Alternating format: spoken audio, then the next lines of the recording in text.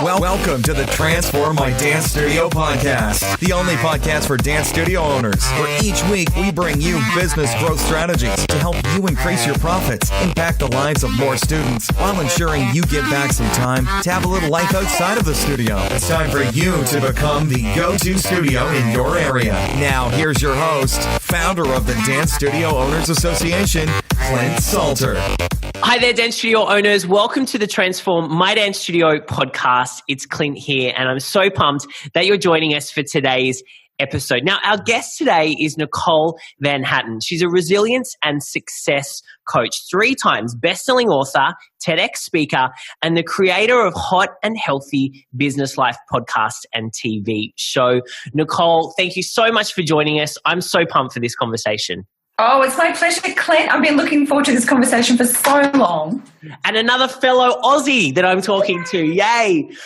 Nicole, tell us a little bit about your business and how you help your clients.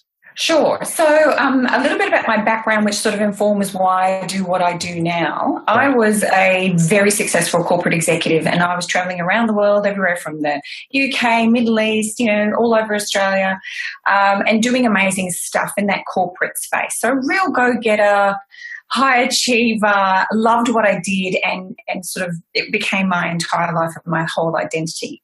And then what happened was I had my burnout, and it resulted, I was actually quite fat, and you wouldn't know it looking at me now, but I was about 3 dress sizes bigger. I'd lost about 17 kilograms, which I think is around 35 pounds, when I eventually sorted out my stuff. But I was basically stressing myself to death without realizing it and achieving great success as it was defined by popular definitions of success. Yeah. So what happened was I had my burnout.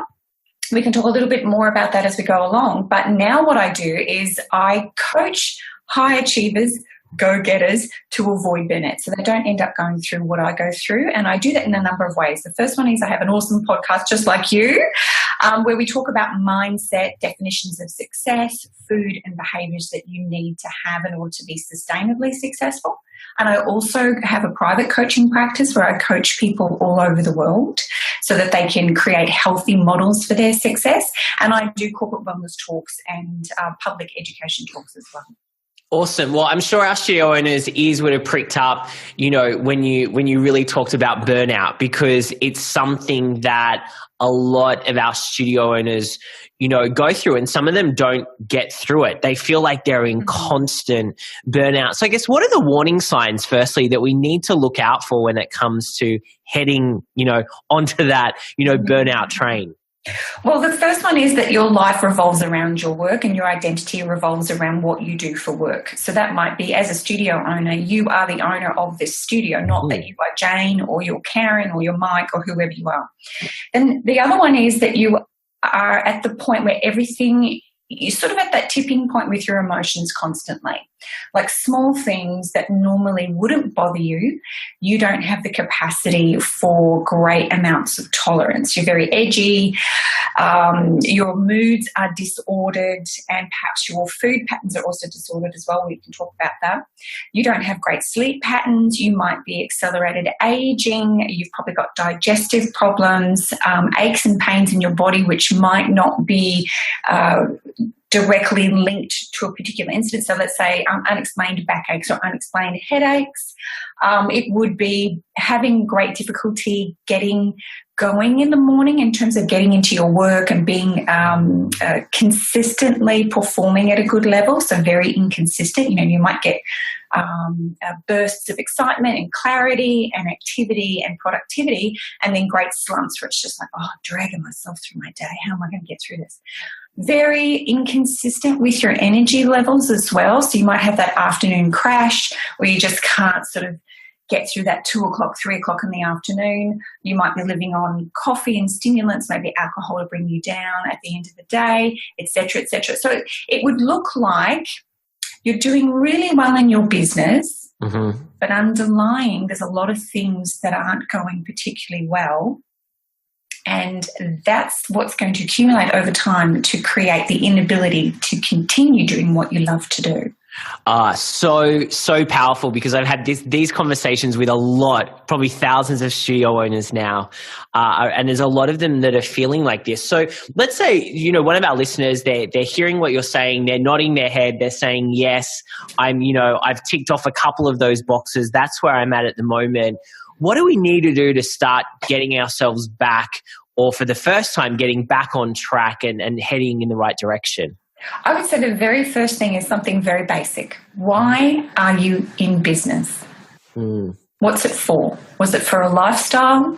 Was it so you could live your passion and make money from your passion? Was it so that you could enjoy being surrounded by the types of people involved in your industry? Was it so that you could, dance?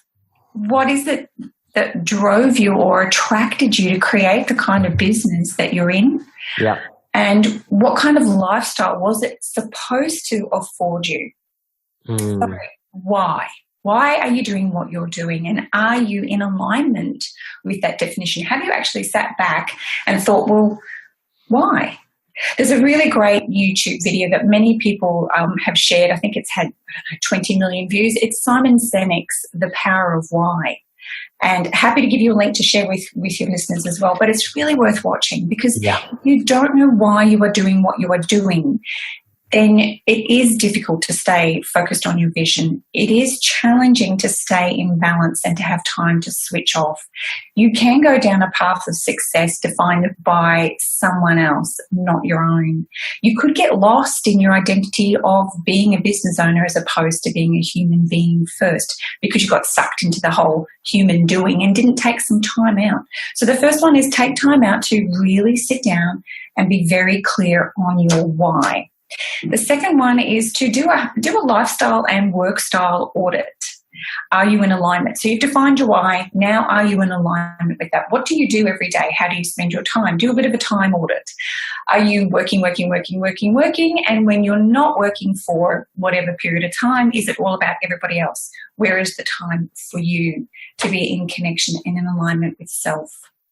And then the third one is to set up daily rituals that power you for success, so that you can do what you really love to do for as long as you choose to do it at a high level that gets you the results that you really want. And you're the one who needs to define what the outcomes are that you want. So you define your own definition of success. It's not defined by others. It might be similar. It might look the same as someone else's definition of success, but it needs to be yours. So good. So when we talk about these habits, because we've talked to Hal Elrod from Miracle Morning, which is a very habit-based, morning routine. What are some ideas of some habits that are going to give us that clarity, the energy, a good place for us to kind of be during our day?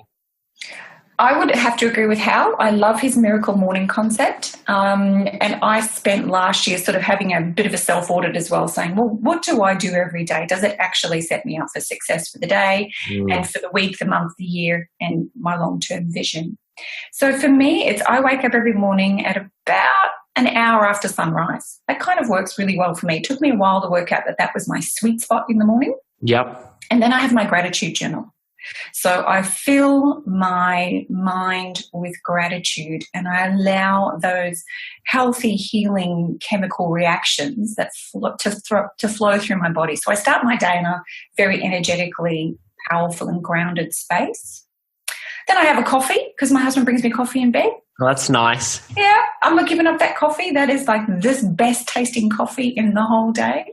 It's awesome. Not great for your adrenals. It's not great for your digestion, but I'm not giving up that one. And then I write down my goals for the day. If today was to go really well, what would that look like? And that might be 1 to 3 things that I really need to achieve that day, or I really want to experience that day, and then everything else is kind of cream. Then I will have a aloe vera shot, take my supplements, make a green smoothie, or do a fresh juice. And then I will map out the day. So what am I going to do the first few hours of the day? Often I will plan it the night before, but when it's running really well, I do it first thing in the morning, because I'm really clear. I've had time overnight for my mind to calm down from the busyness of the day before, and I'm very clear in that first hour of my day while I'm doing my daily rituals what is actually important for that day rather than what is the busy, noisy, urgent, attention-seeking stuff. And one thing that I don't do first thing in the morning, social media. In that first hour, that's my power hour. That's where I'm getting my day sorted, my mind sorted. I'm in connection with myself, my higher spirit. I've done my gratitude. I've taken care of my insides. I've probably gone for a walk. Most days I'll go for like a 20-minute walk, listen to some great uplifting music and get my body functioning again after being so stagnant all night. But I don't check social media. And the reason for that is your subconscious mind is in that first 20 minutes after waking is very, very impressionable. So if the first thing that you do is you check Twitter, Instagram, Facebook, Snapchat, whatever, and you aren't very careful what you are tuning into, then that is sneaking deep into your subconscious mind and will have an impact on your day and accumulate over time to impact your progress and your trajectory towards what you want in life. So making sure that you've done that order on your social media, if you do tune into social media, so in your feed you remove anything that is distracting or destructive. So distracting you from your goal, your vision, your mission, your why, yourself, your greater purpose in life, and anything that fills your beginning of the day with fear, worry, stress. So tuning into the news or drama or posts that have not been well researched, so they are more dramatic and attention-seeking rather than good quality content that's going to uplift you and move you where you want to go. So that's something that I don't do first thing in the morning. After that first hour, sure, I can go crazy with it. Yeah, I think it's such a great tip. Thanks for walking us through your day, because I can really kind of see how that supports you. You know, to have a really fantastic day productively, but also from a fulfillment standpoint as well. Let's talk about nutrition, because a lot of our studio owners, you know, are on the go. You know, they start at home. They're probably making, you know, breakfast and lunches for the kids before they go off to school. They're having their coffee, then they're, you know, inside the studio, and they might not finish until maybe like 8:30, 9 o'clock at night. Then they're really hungry. They know there's no food at home. They'll grab some takeaway. Like, how can we set ourselves up to really get the most from, you know, the fuel that we're putting inside of our bodies? Right. So I'm assuming that your business owners have staff, students, a location, a course content, marketing collateral. They might have some branding material. They've got a computer, et cetera, et cetera. Yeah. But we've forgotten the most important asset in your whole business is you. So if you're running into your business every day and you haven't taken care of the most important asset, you're always going to be at risk of the business falling apart, because you are the business. So just like you sat down and went, right, I need a bookkeeper, I need to get my finances sorted, I need to have my programs, I need my marketing, I need my students, I need my staff, et cetera, sit down, take the emotion out of it. You are your business. So you are in the business of your life first. So that means food is essential fuel to keep you going. So it's not something that you can go, oh, whoops, I forgot to eat. Oh, whoops, I forgot to do the shopping. Oh, I didn't plan ahead and I don't know what the meals are this week. Or I don't know where to order in from that's healthy when I'm on the go. Or my pantry's full of garbage. My freezer isn't full of things that are going to fuel me going forward. Oh, I forgot to make lunch for the kids. You can't do that. If you're a professional business person, it begins with you taking professional care of your greatest business asset, which is you. So some things that you can do is set a day each week in your diary, which is non-negotiable, to clean out the pantry, clean out the fridge, make a grocery list, decide 10 meals that can be bought, made, stuck in the freezer, whatever, and do the groceries. So for me, it's Sunday afternoon at 5 o'clock. Sunday afternoon at 5 o'clock, everyone knows in my family, it took some time, but everyone knows in my family that I will be home and I will be in the kitchen and I will have the fridge door open and I will be taking out any leftovers, checking expiry labels, having a good look to see if there is emergency quick eat foods in my fridge, and I'll have a couple of recipes and I'll check the freezer. So I'll make a couple of recipes. I'll also check the freezer to make sure the freezer's stacked with what I call fast food, that is fast, healthy fuel. So that might be, I'll give you an example. It could be a pie, right? So pie is not ideal, but when I'm really hungry and tired and I maybe have skipped a few meals during the day and it's cold and I just want a pie, I don't have garbage pies in my fridge. I have slow cooked, organic, high quality, single meal pies. Mm-hmm. Right? And then I'll make a salad. I always have salad ingredients in the fridge because that's just pure. Your body loves that stuff. It's full of hydrating fluids. It's great. So if you are going to live a very busy life where you're not spending any time in the kitchen, you need to be strategic, and it's not difficult. There are a few things you need to know: how to read labels, great brands that you can trust without having to think too much about, doing a quick meal plan ahead of time, and it can be the same recipe every Tuesday. I know that sounds very old school, but it really works. The same recipe every Tuesday for the next 3 months, and all you do is add a different protein to it so it looks like a different meal. Yeah.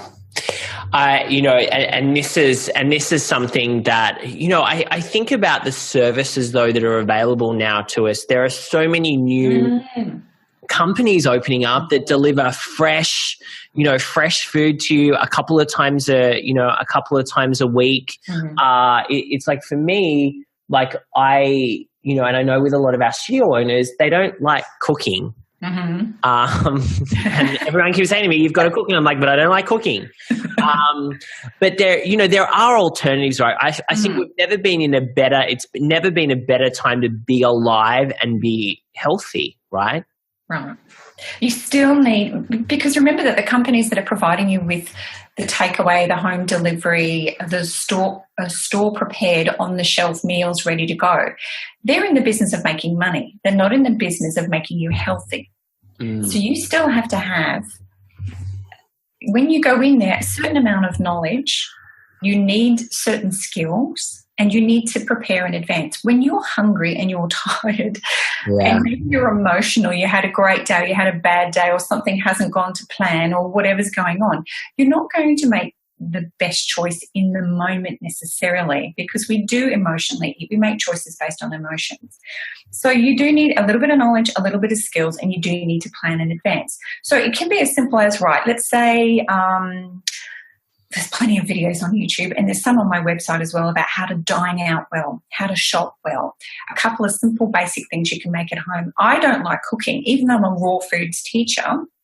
And every Sunday I'm in my kitchen doing live videos on, what's happening in my kitchen, because I know my power is in the kitchen. I actually avoided it quite a lot because I came through that generation of women who we were encouraged to be in the boardroom, not in the kitchen.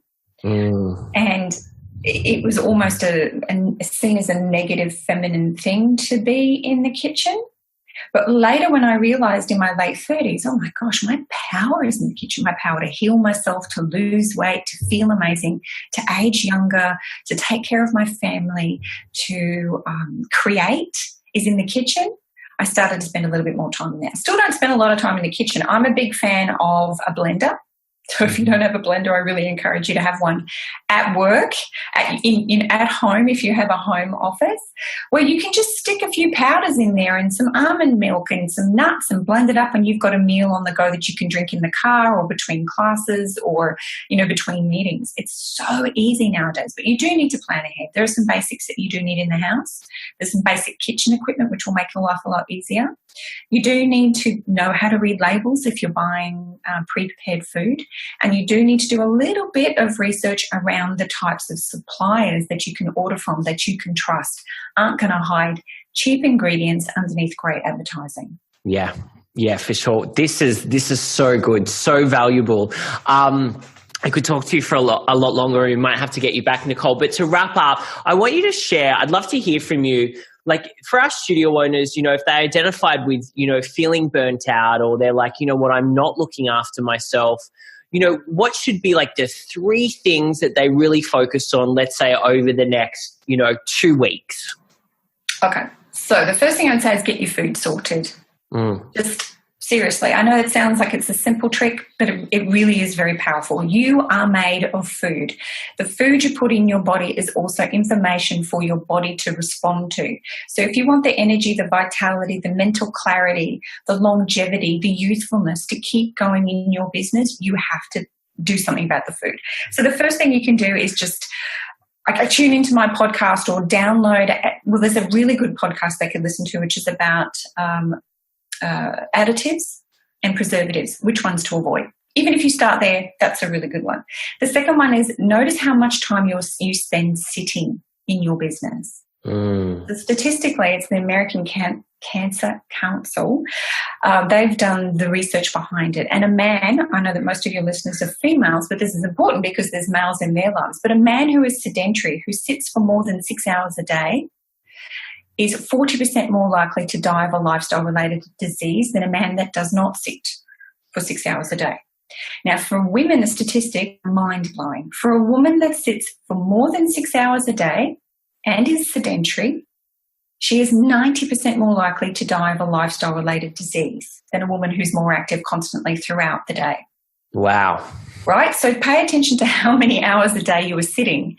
I know we've got work to do. We have to sit to work on a computer, but there's all sorts of different ways that you can create a work style in movement. There are standing desks. You can set a timer on your phone to get up every 10 minutes and walk around. You don't even have to stop the email. You just need to stand up and shift your body around a little bit and keep going. Yeah, that's true. I saw my friend, she, Betty Rocker, she has like a treadmill desk now. Yes, they're great. The only thing with the treadmill desk is I will say, I mean, we're human beings. Now, we're meant to move a full range of motion. We're not meant to be in the same range of motion for hours. So even I haven't, some concerns about the treadmill desk. It's still better than sitting on your assets. So reading labels, being very conscious about how much you move and move more and the full range of motion throughout the day. And then the third one is you're amazing and you are unique and you are wiser than you are being led to believe by modern society. You're so powerful. So you need to spend some time connecting with you. You're on this journey with you. You come in to this world with you and you will leave this world with you, and the journey in between, #all about you. Yeah. So make friends with you, and that requires you to date yourself. So that means spend a little time first thing in the morning going, oh, good morning, here I am, this is my body, this is my life, I'm going to have fun today. Spend some time meditating, whatever that means to you, connecting with a higher power, but do spend time with you. Because #it is all about you. Yeah, it's such a powerful and important message, and a reminder that we need a lot. Look, Nicole, such a great conversation. Thank you so much for joining us today. Where can our members go to hear more about the work that you do? Well, if they're into podcasts, which they clearly are because they're listening to you, yeah. On iTunes you can get Hot and Healthy podcast. Make sure it's Hot and Healthy with Nicole Van Hattem, because I think there's another one out there which has a very different theme. They can also go to NicoleVanHattem.com and everything I have to offer is there. Awesome. Thank you so much, Nicole. Such a great conversation. Really appreciate it. You're welcome. Thank you for joining us today. For all the resource links from the show and to receive access to our free dance studio growth training, make sure you visit transformmydancestudio.com.